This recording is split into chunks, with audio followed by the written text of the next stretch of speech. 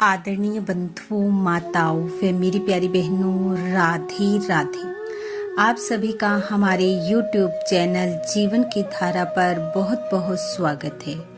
बंधुओं, आज हम इस वीडियो में भगवान भोलेनाथ व उनके आस्तिक और नास्तिक दो भक्तों की कथा कहानी सुनेंगे, जिसे सुनने सुनाने से भगवान भोलेनाथ की कृपा से मनुष्य के जीवन में तरक्की के रास्ते खुलते हैं व मन इच्छा पूर्ण होती है।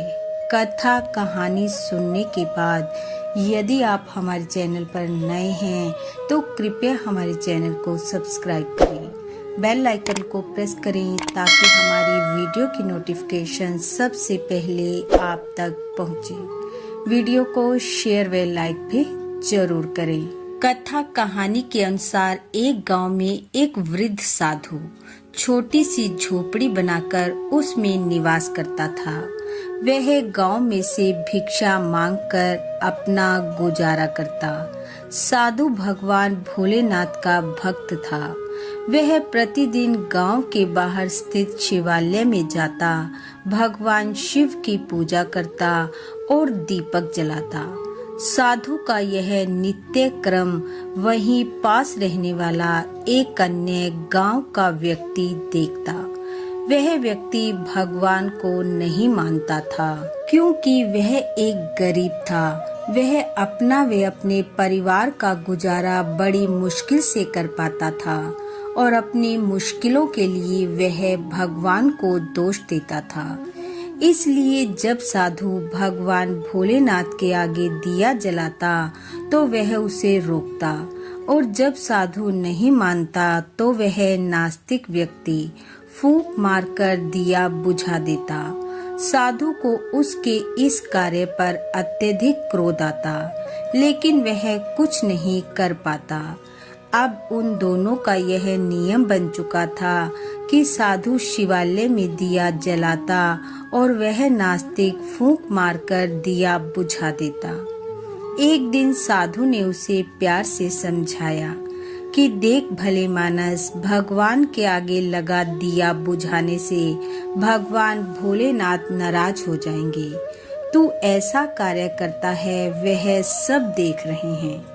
साधु की बात सुनकर नास्तिक बोला, अगर तेरे भोलेनाथ देख रहे हैं और उन्हें ये बात बुरी लग रही है तो वे मुझे आकर रोक दें, मैं रुक जाऊंगा। साधु बोला, तू तो बहुत बड़ा नास्तिक है, और ऐसा कहते हुए वह वहां से निकल गया। उन दोनों का यह सिलसिला दिनों, महीनों और सालों तक चलता रहा। साधु भगवान शिव के आगे दिया लगाता और वो बुझा देता। ऐसा होते होते एक दिन रात से ही वर्षा शुरू हो गई।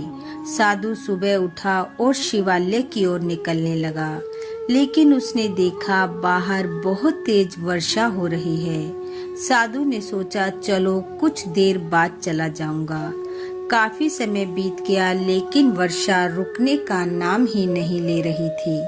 साधु ने बहुत समय तक वर्षा रुकने का और मौसम साफ होने का इंतजार किया, लेकिन बारिश कम होने की बजाय बढ़ती जा रही थी। जब साधु ने देखा कि आज बारिश नहीं रुकेगी तो वह सोचने लगा कि यदि इतनी बारिश तूफान में मैं भीगता हुआ, परेशान होता हुआ मंदिर चला भी गया और भोलेनाथ के आगे दिया जला भी दिया तो भी वह शैतान नास्तिक आकर दिया बुझा ही देगा, रोज ही बुझा देता है।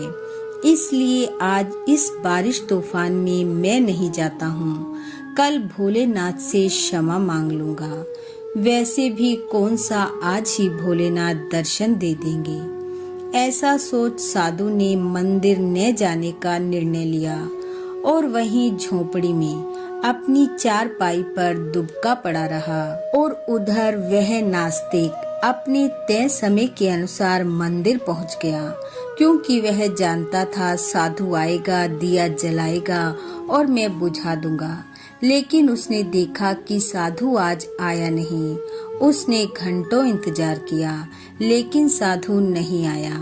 नास्तिक व्यक्ति को बड़ा क्रोध आ रहा था और उसने क्रोधित होते हुए यह निर्णय लिया कि चाहे कुछ भी हो जाए वह दिया बुझा कर ही रहेगा, चाहे फिर इसके लिए उसे स्वयं ही भोलेनाथ के आगे दिया जलाना पड़े।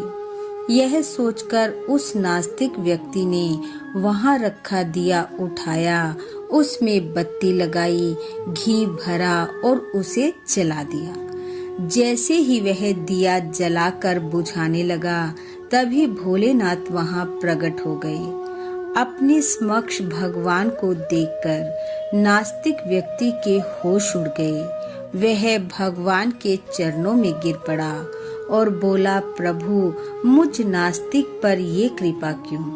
तब भोलेनाथ ने कहा, हे पुत्र, उस साधु से भी अधिक श्रद्धा और विश्वास तुम्हारे अंदर है। आज वह साधु देव यह सोचकर दिया जलाने नहीं आए कि कौन सा मैं आज ही आकर दर्शन दे दूंगा, लेकिन इतनी बारिश और तूफान में भीगकर तुम यहाँ दिया बुझाने आए।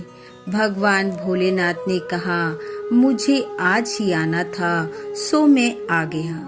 जो आया उसने पाया और जो नहीं आया वह रह गया। और भगवान उस नास्तिक व्यक्ति को आशीर्वाद दे अंतर ध्यान हो गए। भगवान भोलेनाथ की कृपा से उसके घर अन्न धन के भंडार भर गए।